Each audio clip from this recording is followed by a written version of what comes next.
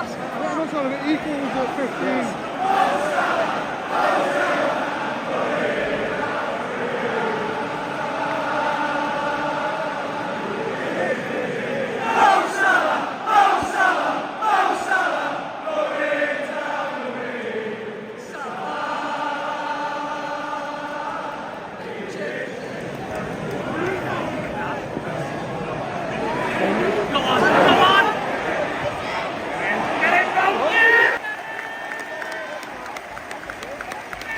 That's a goal.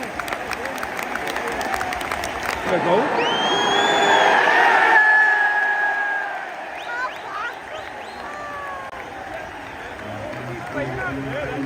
Goal all day long.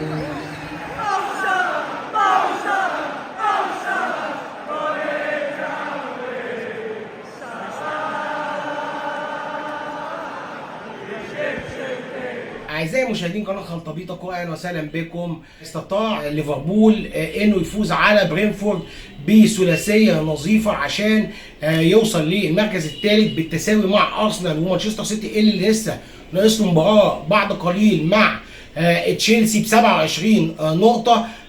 سجل فيها وتألق محمد صلاح بتسجيله هدفين الأول والثاني، وختمها دييجو جوتا بالهدف الثالث. أرقام قياسية كبيرة جدا عملها محمد صلاح بأهدافه النهارده.